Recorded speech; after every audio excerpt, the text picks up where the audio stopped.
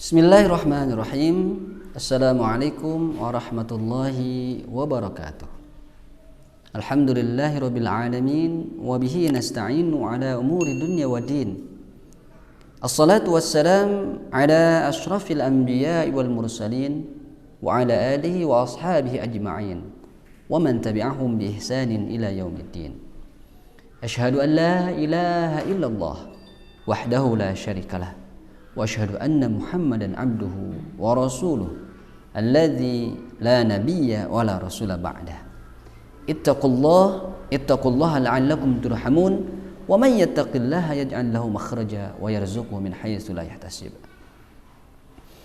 Hadirin rahimakumullah, dalam Islam in History ini insyaallah saya akan membawakan kisah ini sangat luar biasa yang patut kita contoh pada saat ini, dari seorang pemuda yang lahir memang dari kota Mekah.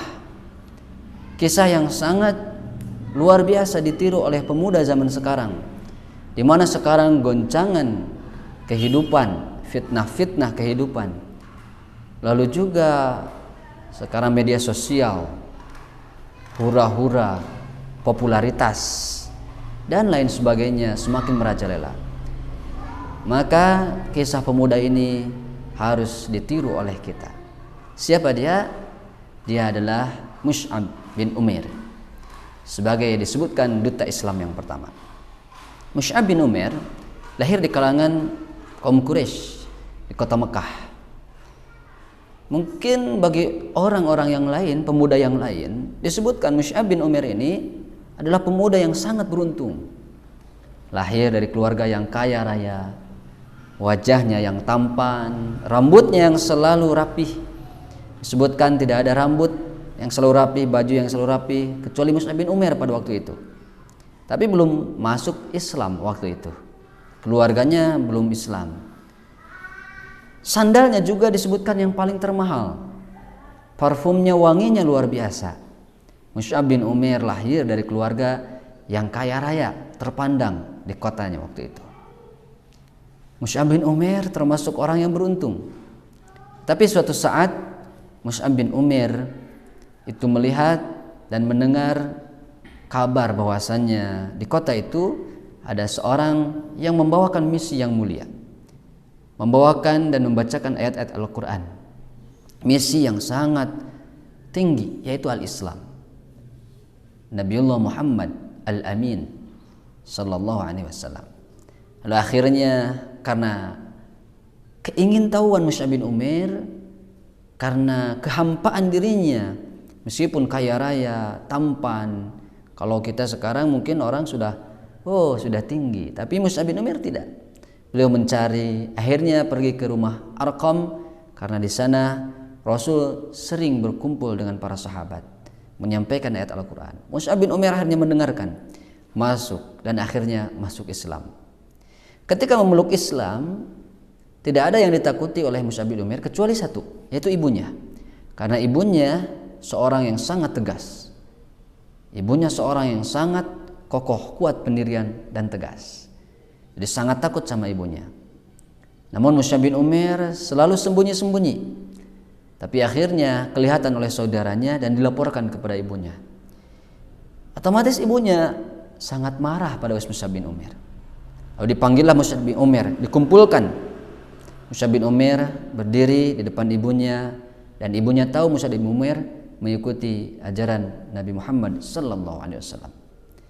Ketika ibunya marah dan tangannya ingin menampar wajah Mus'ab bin Umair, ketika ingin menampar, terlihat cahaya yang begitu kuat dari wajah Mus'ab bin Umair, dan tanpa alasan jelas tangan ibunya menjadi lemas, tidak jadi memukulnya. Akhirnya karena itu ibunya menggiring Mus'ab bin Umair ke sebuah tempat di rumahnya yang terpencil, dikurung selama berhari-hari. Mus'ab bin Umair di sana dikurung dalam keadaan sendirian, sedih. Tapi ada seorang yang berhijrah, muhajirin, perjalanan safar, akhirnya ikut Mus'ab bin Umair dengan kilahnya, dengan siasahnya kepada ibunya dan juga kepada saudara-saudaranya itu. Akhirnya Mus'ab bin Umair bisa melarikan diri dari sana, keluar dari kurungannya, ketemu dengan Rasulullah sallallahu alaihi wasallam. Dan Mus'ab bin Umair yang dulunya tampan, rapi, bajunya bagus, ketika datang pada Rasul justru kebalikannya. Dan Rasul menatapnya dengan penuh kesedihan. Tetapi bagi Mus'ab bin Umair itulah yang diinginkan, yang didambakan. Hadirin, kalau kita seperti itu, kira-kira mana yang kita pilih? Kehidupan yang hebat, kehidupan yang penuh dengan kesenangan, atau kita memilih berjihad di jalan Allah, kita memilih untuk berdakwah? Otomatis yang harus kita ikuti sebagaimana tanda orang yang bertakwa adalah ikhtiyarul juhdi 'ala rohah. Ciri orang yang bertakwa memilih untuk berjihad, bersungguh-sungguh dalam ketaatan pada Allah daripada bersenang-senang. Kisah ini merupakan kisah yang sangat-sangat baik dan sangat sarankan dan wajib kita contoh sebagai contoh bagi kalangan kaum muda. Yang sekarang kita orang-orang hedonis, orang-orang penuh dengan bayangan-bayangan duniawi, harta lagi, kejayaan lagi, popularitas dan lain sebagainya. Rela meninggalkan itu semua dan kita berjalan di jalan Allah Subhanahu wa taala untuk berdakwah. Termasuk Mus'ab bin Umair ini. Beliau mengikuti perang. Ketika berperang, Mus'ab bin Umair memegang itu bendera Islam di tangan kanannya. Ada yang menebas tangan kanannya, dipegang tangan kirinya. Tangan kiri ditebas, diapit oleh kedua kakinya. Akhirnya terpanah Mus'ab bin Umair dan syahid dalam perang waktu itu. Syahid. Sampai dikatakan oleh Abdurrahman bin Auf bahwasanya Mus'ab bin Umair ketika meninggal tidak ada satu kain kafan yang cukup untuknya, saking miskinnya. Apakah itu menjadi rugi bagi Mus'ab bin Umair, bagi orang-orang yang syahid? Tidak. Tapi itu justru menjadi suatu yang membawa pada derajat kemuliaan. Oleh karena itu, kita sebagai hamba yang beriman, bertakwa, mengikuti jejak para nabi, para sahabat, tabi'in, tabi'ut tabi'in, kita ikuti jejak mereka, langkah mereka, sejarah-sejarah mereka ikuti sebagai tamsil, percontohan buat kita. Bahwasannya tempat yang paling terbaik buat kita istirahat yaitu di surga nanti. Dan juga harta yang paling baik yaitu iman, takwa yang ada dalam diri kita.